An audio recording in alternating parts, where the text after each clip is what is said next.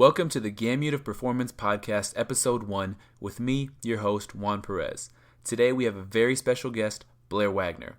Blair was and is a very influential mentor on my path to becoming a full-time strength coach and is full of knowledge. This guy is wise beyond his years, has coached all over the map, and is continuing to push the profession forward. I'm really excited for this talk today, so let's get to it. Blair Wagner, thanks for being on with us today. So first off, why don't you just go ahead and tell some of the listeners about your background and how and why you got into this profession? Yeah, Juan, I appreciate you having me on, man. It's exciting to hear you take on this new project, doing your own podcast and everything. So, best wishes to you on your journey with this podcast. I have no idea why I'm episode 1, but I'm excited, man. I'm excited. So, yeah, a little bit about my background. I mean, we all kind of cut from the same cloth. I mean, if you ask any strength coach how they started, we all kind of we're more alike than we are different. Yeah. So, I mean, obviously, I fell in love with really the process of sport, at a young age, and it wasn't that I found sports fun. I loved the process. I loved training. I loved everything about it. From playing golf as a young kid, playing 54 holes of golf a day, or once I found out, the sport of football, training for that, it really just kind of led me to, the career of strength and conditioning. And it was really my senior year of high school. I kind of took one of my friends who's, kind of a bench warmer his whole career. I took him under my wing.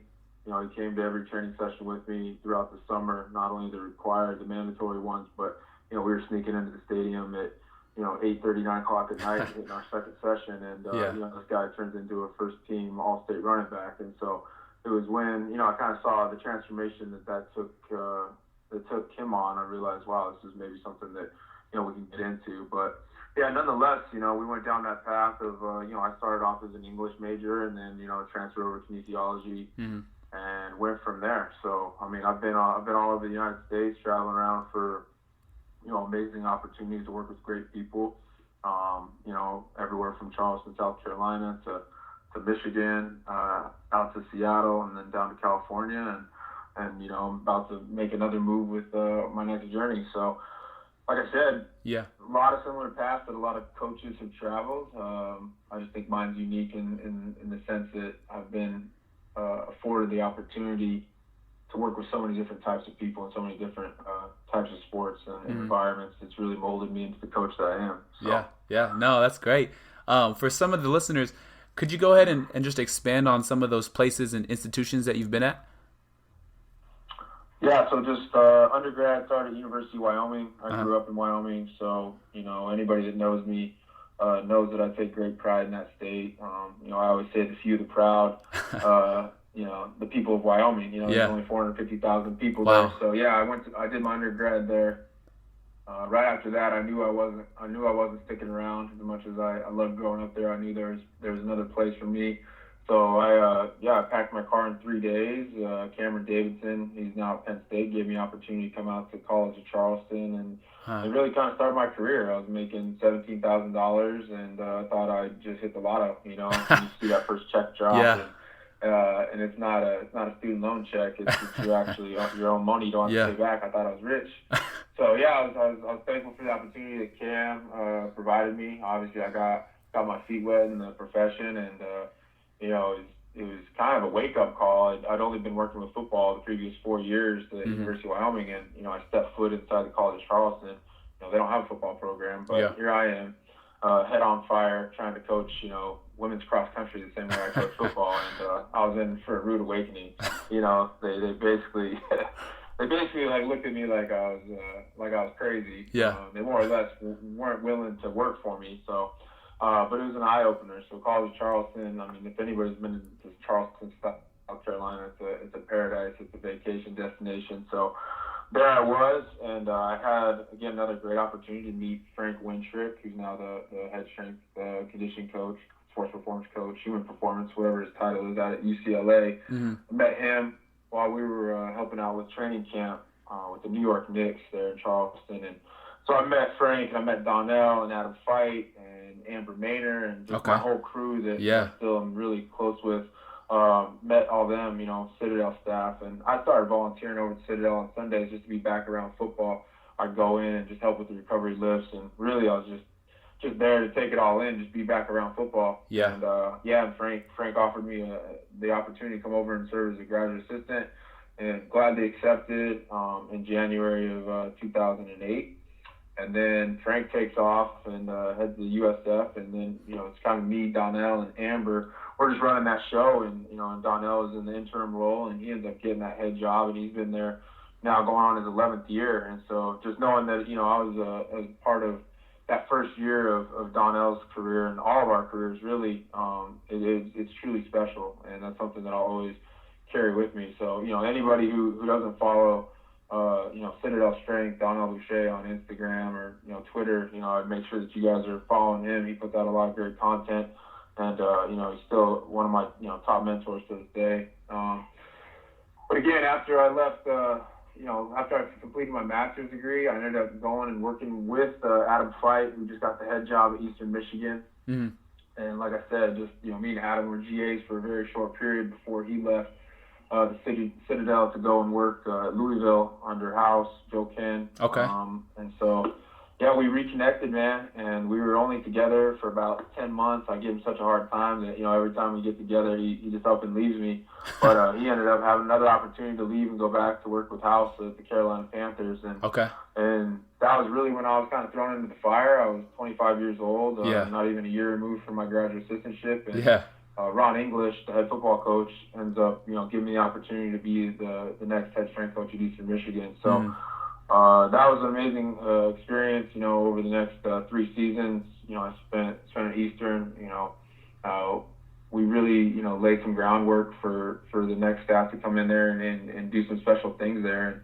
And so it was an awesome opportunity for me to, work alongside of a lot of great strength coaches, Greg Pazinski and John Norcott, Matthew Schlatica, Randy Young, a lot of great guys that I got to work with, and at the end of that, you guys know the profession. If you don't produce, you're out. And so that was kind of our final year of coaching, which is contract. I had a great opportunity lined up to go out to Tacoma, Washington, and work with the First Special Forces Group, the Green Berets. And so, what an honor. This is something that I've been trying to do my whole career is give back to our military service men and women. And, and here it was, here we are as strength coaches being able to kind of serve those who serve us. And so I was just very humbled and honored to, get that opportunity to go out there and work under Jared Arrich and a great staff out there. And, Congress is doing the right things. They're trying to put all these amazing people in place to take care of our soldiers, but unfortunately, it was built too quickly. With one too many signatures, and it ended up getting recalled. So a lot of positions were lost, and I was fortunate enough to make the first round of cuts, but second round of cuts came, and when Congress wants their money back, strength coaches are probably one of the first ones to be dismissed. And so there I was, out there in Washington, and didn't quite know what route I was going to go. Really took that job for, more stability, more just being able to plan for future and whatnot. As I was getting older, I realized I wanted a family. And there I was, without a job, and I had to go back to the drawing board. So, that's when, again, I had just another opportunity, another obstacle, as somebody would maybe look at it. I just looked at it as another opportunity. So great challenges lead to great changes. And, there I was, up there in Seattle, and didn't really have any leads, and took on a private sector job, just trying to build something out for a good close friend of mine, and did it, did it for as long as I possibly could, until I realized, this isn't what I was meant to do. And about that time, that's when I started volunteering at the University of Washington. From about 6 to 8:30 every morning, I'd go in there and just help out with the morning teams, and then I'd go off to the private sector job and do my 9 to 5 and make my paycheck. And then one day it kind of clicked, and my wife, my now wife, Cam, she's my rock. She basically told me, if you're not happy this private sector job, quit. Go do what you love. And it's good advice. I great advice. I always follow my heart. Unfortunately, your heart doesn't pay rent, and your heart doesn't, pay back your student loans. It doesn't finance you any opportunity. Like, you can have all the heart and passion you want, but the end of the day, you gotta face reality. You can't live in no fantasy land. So that's that's what I did. I did what I had to do. I made ends meet by driving around the city of Seattle and training people, and made enough money to pay my bills and contribute to our relationship. We were living together at the time, and I was still volunteering at Washington. And then, one day I think it clicked with Henry Ruggiero, the director of sports performance there at Washington at the time. He's now with the Real Salt Lake, but he finally, I think, realized that, dang, this guy, he's not going anywhere. He's here to stay. And he's absolutely right. I wasn't going anywhere. It's exactly where I wanted to be. I wanted to be back into a team setting, back where I was able to be part of something that was bigger than myself. And I found that at the University of Washington. And, I absolutely just fell in love with, what Husky Athletics is all about. Athletic director Jen Cohen and everyone that trickles down from there. I just fell in love with the structure and the university and everything that they're about. And then you throw in the beautiful city of Seattle on top of that, and a beautiful fiance at the time. And then, life just kind of takes off for me. So the first time I chose a person over the profession, I was rewarded with a beautiful wife, which a volunteer job that turned into a salary job, and then, a beautiful home here in Seattle. So, that's where it stemmed. And, I was there for 2.5 years. That's where me and you obviously met. And, I loved it. I loved every minute of it. I never thought I'd leave. And then you get the call to, take an opportunity in the National Football League with a very, very good friend, and you take it. Like, you don't pass up an opportunity that you know the people and you know the situation, and obviously you're gonna, take an advance in your career, going into the National Football League, and so as soon as I got that call, it was kind of a no-brainer. I knew how happy I was at Washington, but to go and work with a good friend and colleague, and Ted Bass down at the Los Angeles Rams, it's really a no-brainer. So it's tough to pass up. What's that? I said it's tough to pass up that opportunity. Yeah, no, you can't pass it up. So it was an amazing opportunity. Came down to Los Angeles and worked with Ted and the Rams, Sean McVay. Obviously, all the great players that we had within the organization led to some awesome outcomes. And at the end of the year, it was just time for me to kind of step away and realize that I wanted to set myself up for future success. And so now I'm going down another path of that's just going to be to be determined. So okay. I don't want to spill too many beans. I just got some things in the works. Yeah. No, that's good stuff. That's quite a journey. You know what I mean? There's a lot of learning that you can do on that. Kind of with that. So what steps do you think are necessary for like a intern or a young coach to become, say, a coach in the college setting, for instance? Yeah, I would say everybody's journey is going to be different, and I think, there is no definitive amount of steps or time. Some people get lucky and they just know the right people at the right time. They say your network is your net worth, and I think that's kind of how it all falls into place for a lot of people. Is you do a job very, very well with good people, and they recommend you to other good people. And it's kind of the law of attraction. I'm a firm believer in the law of attraction, and so those steps are going to depend entirely on where each individual wants to see themselves. So I think the one thing that any intern can do is just broaden your horizons. Don't say you just want to be a college strength coach, because I'm telling you, when a professional organization calls you, you're not going to be saying that same thing. You're going to say, oh, wow, it's going to open your eyes to so many new things. If a private sector business, if Exos calls you and says they want you to be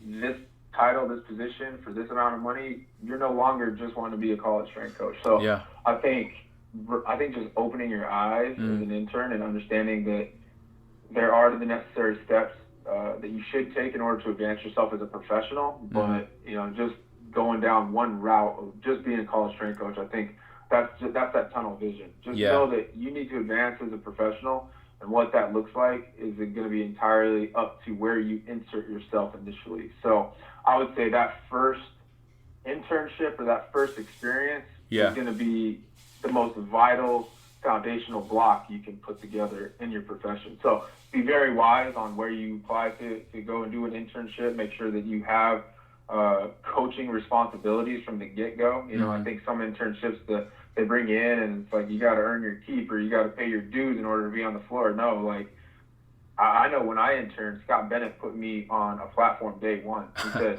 "You're going to coach. Yeah. Like you're not in here to just make shakes and wipe down benches and reorganize racks. Like yes, that's a part of your duties. Yeah. But I know who you are, and you're going to coach today." And I was like, "Yes, sir." I was like, you know, and I was like, "Tell me what to look for, tell me how to cue it," and that's exactly what I did. And I did it with my freaking hair on fire, and all the players respected the hell out of it for it, you know. Yeah. And so I would say to any intern or anybody who's going in this profession, start early, you know, but don't specialize early. Yeah.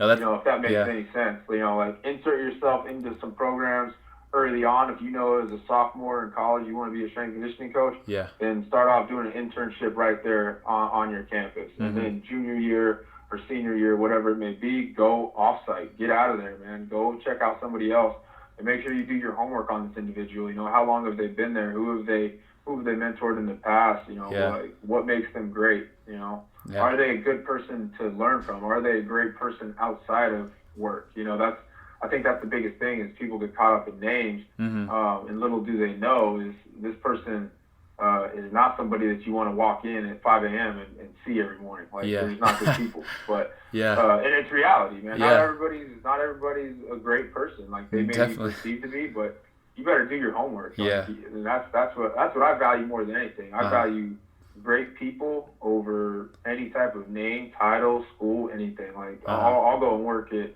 a junior high school if that's going to be the best learning environment for me, and that's going to be the best you know, people that I'm going to be around. So I would just say, you know, those steps that you take, start with that foundational block. That first internship, make sure it's a great one. Make sure it's with great people. They're going to want to invest time for you. They're going to help you produce and not just use you. You know what I mean? They're going to help you produce a path to where you want to go and not just use you to make their jobs easier. Because I think Ryan Horn said it best at Wake Forest.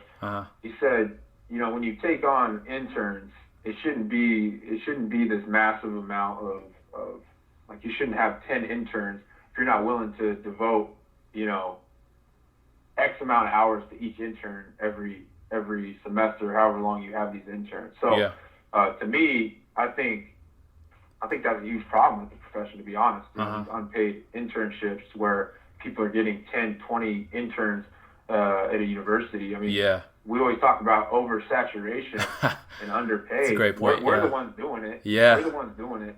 You know what I'm saying? Like, so until that gets corrected, we're always going to have that issue. So I would just say, you know, those steps for an intern, step one, create the strongest foundational block you can with working with the best, you know, coach you can, and, you know, let go of anything geographical, you know, move across the world if you have to, because that block, that first step, it's going to set you up for your next step. So. No, that's a really good point, especially with the CSECA conference that just went by. You see a lot of people chasing logos, you know. So that's really good to hear. And there's great people, right? There's great people with the big time schools. There's great people at the small time schools. It's just, I think people get caught up in, you know, Power 5 conferences. And that's great. I mean, I think that's awesome. I mean, I've been at the Pac-12. I've seen what it's like at that level. A lot of resources, the highest caliber athletes across the country. But, you know, never turn away anybody you can learn from, regardless of where you're at. Yeah, that's a great point. So something you had mentioned earlier, you mentioned that you were an English major. We don't really, you know, that's not the typical path for a strength coach. But can you talk on like how important it is to be able to express yourself, say person to person versus you know, over email, text, that kind of stuff? Yeah, I think the only other strength coach I've heard who was an English major was Eric Cressy. I know his mom was an English teacher, and I know Eric. He talked about how I don't know if he was an English major, or if he actually ended up getting an English degree, but I mean, that was just the route that all my English teachers were my favorite teachers. And so I wanted to go down that route, and But I think just being able to interact with people, one-on-one, and, get out of this social media, get out of the email, get out of the text. Yeah.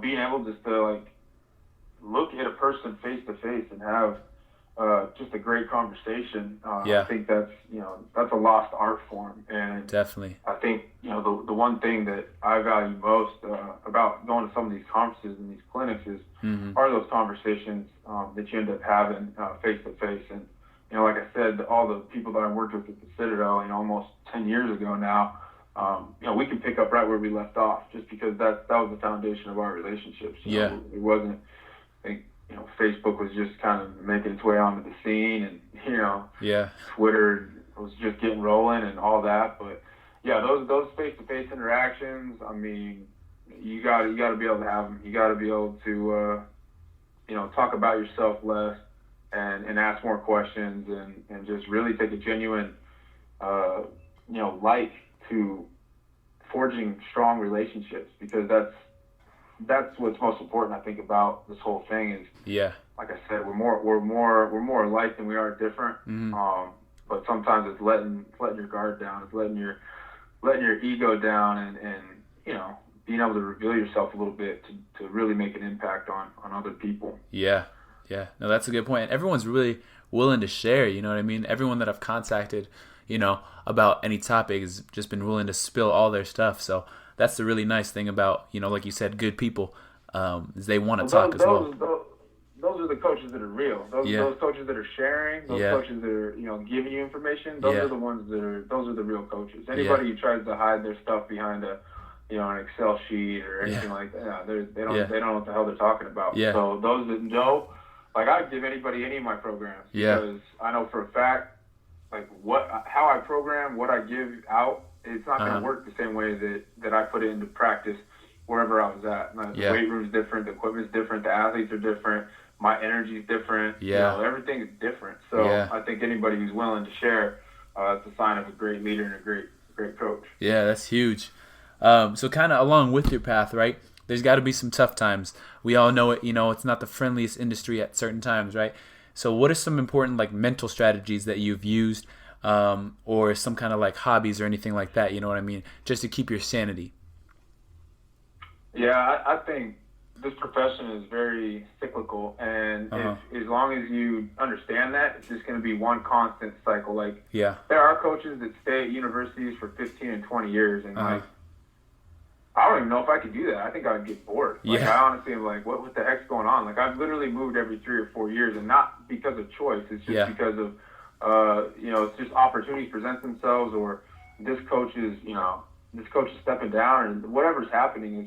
That's just kind of the nature of the way I've seen it. Yeah. And not every time that's happened has been easy, but knowing that your perseverance, your hard work, your dedication, your positive outlook, it's always going to lead you to your next opportunity. And so that's why anytime something happens, whether it's in my career or my personal life,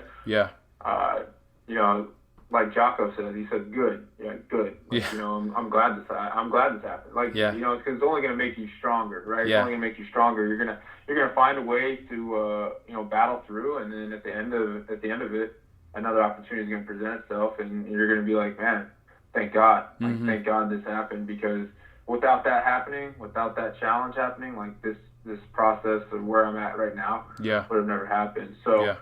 For me, it's all about my family and understanding that, anything that happens within this profession, it's not that serious. Yeah. Like, it's really not. Like, it's not life or death.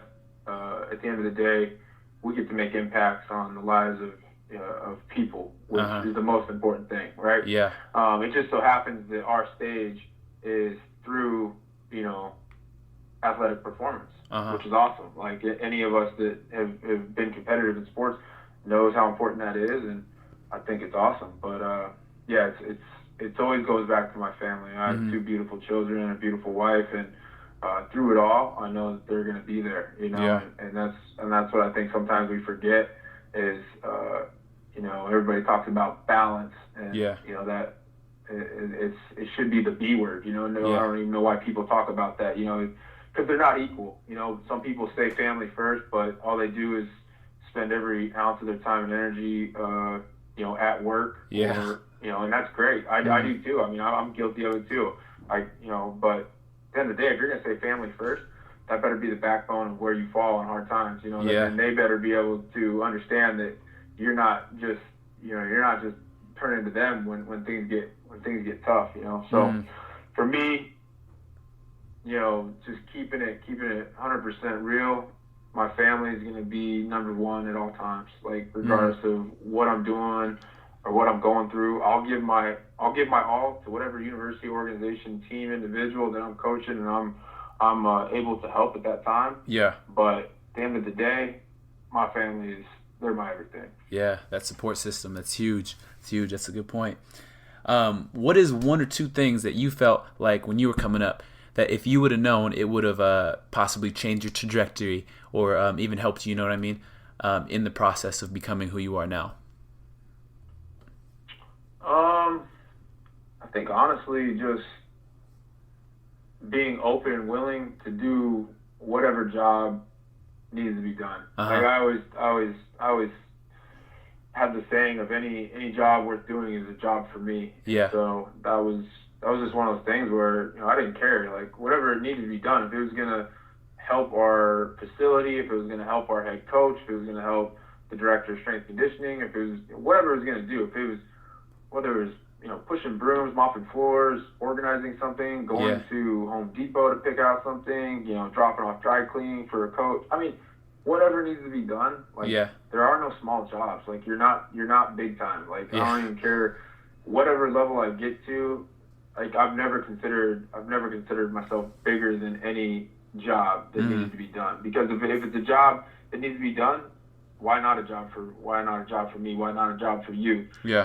So I would just say to those things, like coming up in this profession, I've never changed. Like from day one as an intern to me being 11 years in this profession, I've never changed. So I don't know. I would say that has helped me just like keep yourself in check. Like because it can be taken from you in a blink of an eye. You're replaceable. Like as much as you think, you're this visual or you're this person at this university or this campus. You're replaceable. We all are. Like everybody's replaceable. So just humble yourself. Don't think you're too big time to take out the trash or push a broom or restack some weights or any of that stuff. Stay humble, stay hungry, and good things. And people like people like that. You know what I'm saying? Nobody likes somebody who thinks they're too big for their britches, and so that's where I'll hang my hat every time. No job too small, and any job worth doing is a job for me. No, that's a good outlook that more people need to have. But kind of moving forward, is there any specific experience, good or bad, that you feel like has really stood out to you when you were on your path to becoming a full-time coach? I take the good with the bad. I'm never too high or I'm never too low. Like I don't celebrate wins. I don't dwell on losses. Wade Phillips always says, there's two types of coaches. Those with jobs and those that are going to get fired. It's like that's just kind of the way it is. So I think if you celebrate anything too high, like you're going to be super low when things go bad. So. I've always taken the good with the bad. Like I look at any type of opportunity where I get to go in and insert myself into a new team or make an impact. Like what a blessing, right? I just kind of thank God for that opportunity and go about my business the same way I would as if I'm leaving an organization and it's not on your terms. Like that's hard too. But at the end of the day, who are you? Who are you as an individual? Are you somebody who's going to be defined by where you're at and what you're currently doing, or are you going to be defined by really that core base of principles that it doesn't matter what you do, whether I go into business or whether I go into the restaurant industry or whatever. Like what I honestly feel based on my principles that I live on a daily basis. I'd be successful wherever I chose to go, whatever path I choose to go on. I'm going to be successful, and that just comes down to the little things, like attention to detail, work ethic, all those things that Very In transferable. reality, yeah, not a lot of people have it. Yeah. I mean, if you look around and just really evaluate, not a lot of people have it. Mm-hmm. So I'm good. I'm good with my principles. There's nothing on this path in terms of life that's gonna break me. Yeah. I've had those challenges throughout my course of my life. There's nothing that'll break me. So there'll be other things that are gonna show up over the course of our lives, and it's gonna be hard at the time, but that period of your life, it'll pass by, and there'll be other good things that you can celebrate. So yeah, for me, there hasn't been one thing that has really stood out. You know, it's just been the accumulation of all these experiences and all these people. And I don't know, I guess maybe those are the things that stand out to me, is when I'm truly surrounded by a great leader. I remember everything that they say. I remember everything that they do, from their gestures to their mannerisms, to the way they look at you, to the way they smile at you, to every speech. I remember I can literally tell you about, you know, some of the greatest leaders I've been around, and I can tell you everything about them because I studied them. You know? And so I would say that, you know, maybe that's one thing that stands out. Is just great leadership. I recognize it, and I study it, and I take every note I can on specific people, and that's, I guess maybe that's what stands out. That's huge. Yeah, no, that's good stuff. You know what I mean? It's different from the, you know, the young coach's outlook of just studying X and O's. You know, and I think people need to hear that, of actually studying like how people interact and how people do things, do what they do. You know, so that's good. Well, I think that goes back to your stages of an intern. I think that's just a natural progression. You know, as a young strength coach, like, you're trying to write the best program, or it's all about the cycle, and it's all, you know, and I'm not going to try to detour like anybody from that, because that's the way I was. I would stay up and I would program until 3:30 in the morning and have to be back up at 5. You know, and I was just like, oh man, I wrote the best program, and then, you know, a basketball coach or whoever cancels the freaking lift for that day, and you're like, wait, what? No, like you don't understand what I put in this program. Guess what? They don't care. They don't care how much time and effort you put into your program. Okay, and so that's the one thing I would say is, you know, the X's and O's are the X's and O's. Like, I'm not saying I'll ever stop learning about that, because I learn about that every time I train myself, every time I train a group, every time I talk to a coach, every time I watch something. I'm like, boom, I pick it up, and honestly, like, I've forgotten more than I can remember at this point in my career. But, you know, it all comes down to what's most valuable. Like, a training program is a training program. Definitely. But it's not brought to life without a coach. Definitely. And so, you know, you can have all these online apps and all these online programs and all these, you know, spreadsheets and summer packets and all that. Yeah. That's just a piece of paper. That's just a program. Yeah. That's not actually a training. You're not going to create a training effect unless it's coached. I mean, you may get something out of it, but definitely. I would definitely say that, you know, I'm beyond. I value the relationship aspect and the personal piece far more than the X's and O's. No, that's big. That's big. Moving kind of close to the end here, I know you kind of mentioned it earlier, but is there any more you can tell us about what projects you might be working on, or what people should look out for in the near future? Yeah, so I'm really gearing myself up towards really the next step, and what that is for me is opening up my own performance facility. Right now, you know, I have my own performance company. It's DIA, Sports Performance. It just stands for Do It Again, Sports Performance, or Develop, Influence, and Advance. It's kind of like a double acronym. Okay. But yeah, I'm excited about it. I'm fired up. And really what it kind of stems from is I really want to insert myself in a community, and I want to try to impact, again, continue to go back to my why, but impact as many lives as I can. Yeah. And give just, you know, all athletes, you know, from really, 11, 12 years old up until, you know, collegiate professional athletes, just, you know, the training experience that I've been able to give thus far in my career. You know, and it really comes down to just doing the things, you know, the right way, and having integrity behind our work. And I think there needs to be, more coaches that insert themselves into communities, and to do something the way I'm going to go about it. So, and it's not to say that I won't ever make my way back to the collegiate or professional levels. It's just it's an opportunity for me to open up an amazing business next to a really, really good friend of mine who owns the softball developmental academy, and so we're going to take it and run with it, and I'm really excited about it. So yeah, it's something that's really going to go live.